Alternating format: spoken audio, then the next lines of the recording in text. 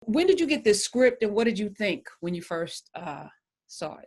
Well, I almost missed it. I almost missed the opportunity because you talk about weight. I was worried about the weight of Sam Cooke's legacy on my on my low shoulders. I didn't think I was well suited, but I took a look at the script again at the wise counsel of my representation, and I saw what Kemp Powers was doing in this script. It wasn't your standard biopic. What Kemp wanted to do was to have a private conversation publicly about the tenets of Black life, about the lived experience of Black people here in this country. This conversation, you'll see, Karen, is at first I witnessed my parents, my grandparents, older people having this same conversation when I was a little boy. I started to have these conversations for myself when I became an adult. But it's not, what they're talking about is not something that we usually share publicly. And that felt daring and dangerous to me, and I wanted to be a part of it.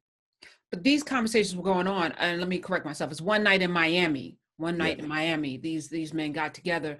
I remember seeing pictures of Red Fox and Gwendolyn Brooks and Malcolm X sitting in a Harlem, cafe, like the convergence of sport and entertainment, which is also sport, and activism.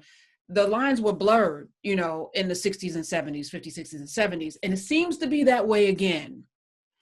Let me talk to the brother that's not from here, Kingsley Ben-Adir. And I could just tell because you have an accent and you have a hyphenated name, and your name is Kingsley. I don't know too many brothers in America named Kingsley. But, what is happening here racially is reverberating throughout the globe. Mm-hmm. How are you perceiving this period of time, not just in the film, but now?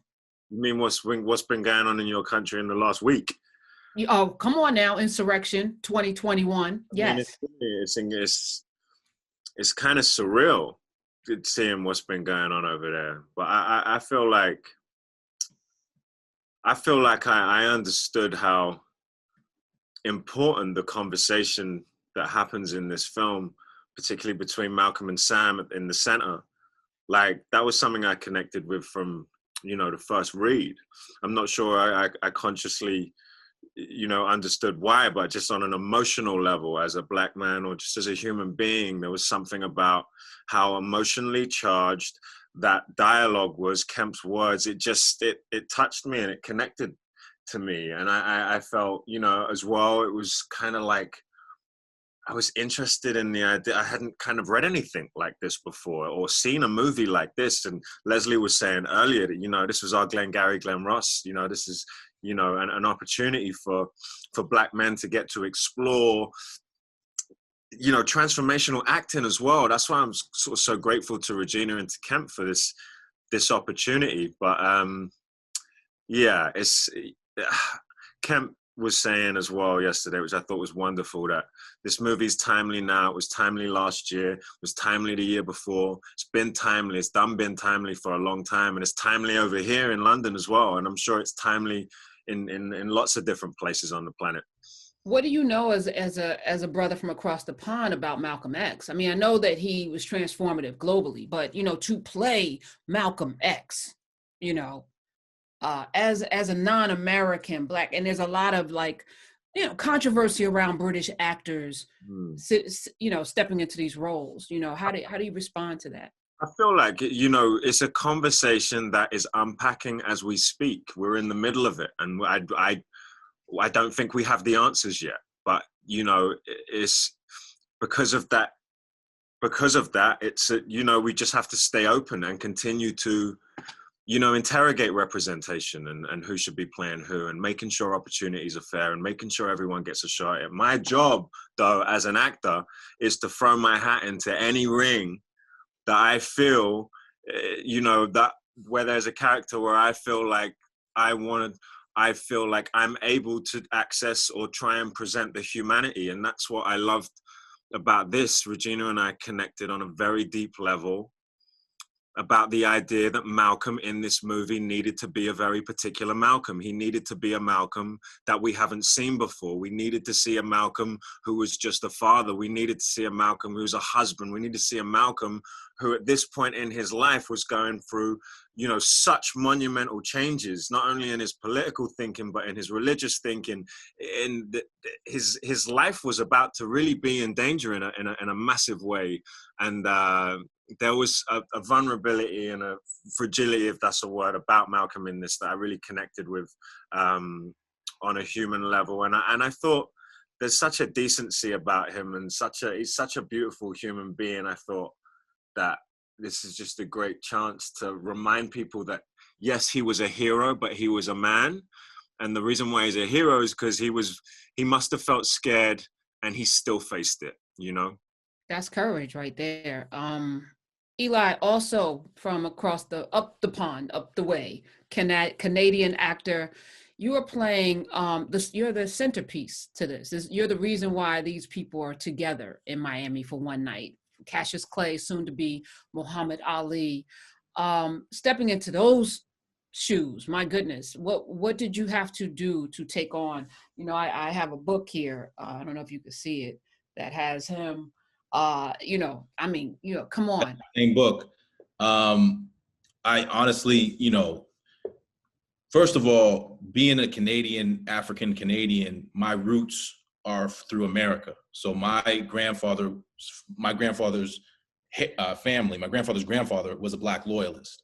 So he fought against, you know, he fought against slavery. And he fought for the British, yes, to end slavery, but also because they wanted to take colonization over the United States again. But he was fighting against slavery.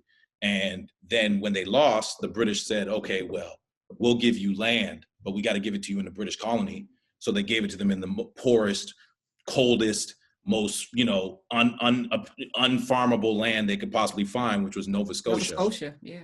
Exactly. And that's where Harriet Tubman and the Underground Railroad ended. And so all of where I'm from in Canada is like a little time capsule of African-American culture that has, you know, flourished. I'm not, you know, there are other histories as well. There's West Indians and there's all different histories, but my history is very closely linked to American history because that's where my people are from 2 generations back. So these stories are stories that, like, my grandmother had Muhammad Ali up on her wall, and my family had that you know, those books, and we, you know, and my, you know, my brother's hero was Muhammad Ali, and so we grew up with these guys in our homes and in our families. And you know, I remember my mom telling me years before this movie ever came up that the first time she'd ever heard a Black person say that they were beautiful was when Muhammad Ali said it on television. That was the first time anyone had ever suggested that a person could have Black features on television and be considered beautiful. And that it did something in her mind. It did something in her spirit. You know, so when I first got the opportunity to play this role, I mean, it was, there's no words. It was a dream come true. It was a dream come true. I prepared before I even had this opportunity. I'd actually gone for another audition for another film that Ang Lee was directing about the trilogy between Joe Frazier and Muhammad Ali. And I didn't get it. I was second choice to Kingsley. Kingsley actually booked it. And so I was devastated. I didn't know Kingsley at the time. I had no idea. I just knew, you know, wow. I just knew someone had gotten it and he wasn't me. And after that happened, I was like, you know what? People have told me I favor Cassius Clay.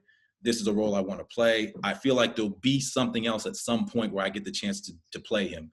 So I'm just going to keep working and I'm going to keep building. I'm going to change my body. I'm going to work on the accent. I found a dialect coach, Trey Cotton, from North Carolina, who really helped me understand the mentality of being a Black man in the South and the things you have to deal with, because it's a different culture, even than Black people in different states. Being from the South and being Black is a different thing. And, you know, and then I found my personal trainer and my boxing coaches. And I didn't get another opportunity right away. It took me about a year. And I decided I was going to do a play.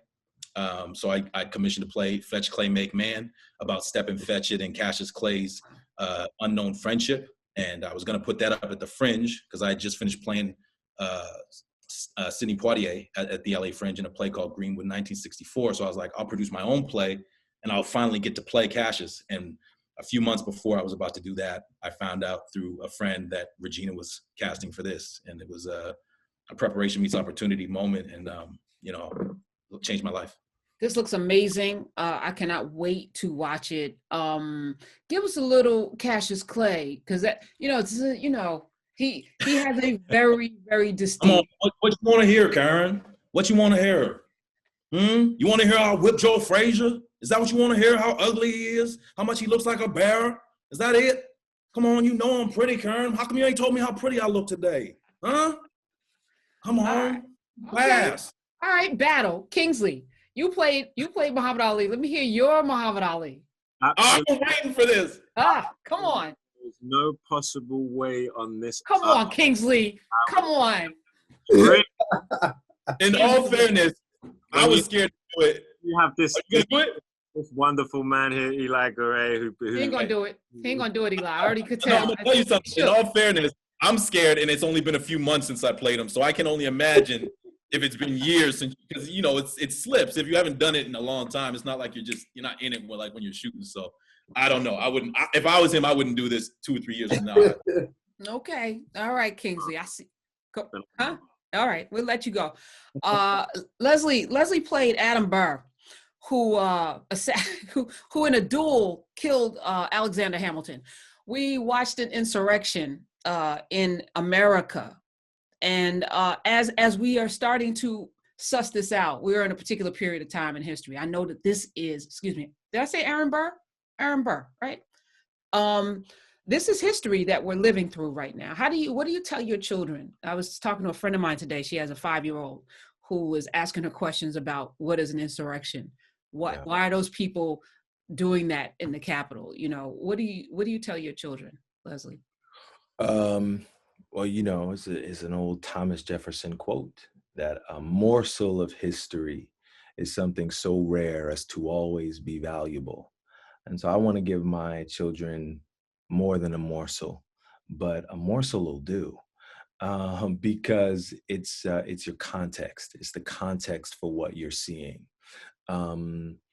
so that you can guard yourself against being used as so many were used. They willfully allowed themselves to be used for evil ends, for the whims of a madman, quite frankly. So I want my kids. If you ask my 3.5-year-old right now, she knows who the outgoing president is. She knows who the next president is, and she knows what her mommy and daddy anyway feel about the situation. So we layer it in. We want her to understand the world she lives in, and we have a little boy coming in March, but we want them to understand where they are and who they are. So we want to give them more than a morsel. And as we process this, 74 million. So it would be one thing if it was a handful. I was watching a congresswoman talk about when they were being ushered out, they didn't realize how many people. They thought it was a handful of people. And then they got to a television and they said, we're talking about 74 million Americans thought that the way this government was being run was okay. Clearly, there's a divided nation. Clearly, more people voted for Donald Trump in 2020 than voted for Hillary Clinton in 2016. Clearly, there's something going on in this country that's not just fringe. Oh, yes. How do we handle you can ride what we discovered. It's not that difficult to understand, charisma and humor. There's a lot of dangerous things at play here. And the same way that we saw Barack Obama ride the hope of a nation and appeal to the best of us and our better angels. And he coasted on our hope into the highest office of the land. What we watched was somebody stir up the opposite. We watched somebody coast to that same office, stirring up the worst in us and our basest instincts and our anger and our hatred and our tribalism coasted to the same office.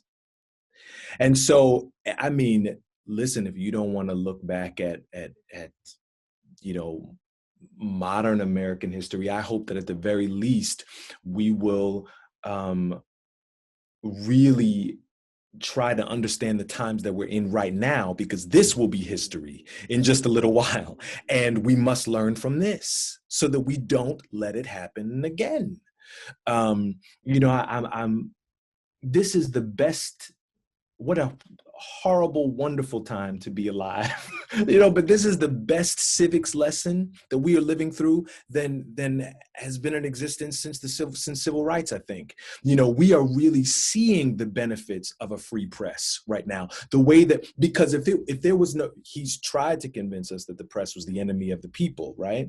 For the last 4 years. But the way they are getting these things on record, let's get it on the record so that we don't allow what happened to the Native Americans, what happened to our people, the fact that they can rewrite history and make it seem like we were a bunch of, you know, they wanted people to believe that we enjoyed being enslaved and that it was, you know, it was for our benefit, you know. Anyway, so what a civics lesson. What a time to be alive. It is wild. One Night in Miami is coming streaming. I mean, what a new world too. We can't just go to the movies anymore. Pandemic, hello. But at least more of us now are getting to see movies that are horrible and great. And this one looks like it's a winner. What do you think people are going to walk away with? One thing you hope people walk away with after watching One Night in Miami, Elie. One thing.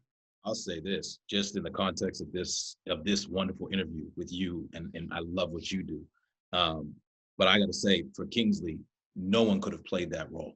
No one in the world could have played that role like he played it. And when you watch the film, anyone who watches the film will see that. So I'll say that. I might say something, a different aspect of this film, because there's so many things I love about it. But for this conversation, his Malcolm. Okay. His Malcolm. No one in the world could have played that role like he played it. And I think I'm not doing the impersonation because he would have embarrassed me. No, don't do it. Don't do. I won't ask. I apologize for putting him on the spot, but I just feel I'm in my versus mode. So let me apologize. Yeah. One thing you hope people walk away after watching One Night in Miami.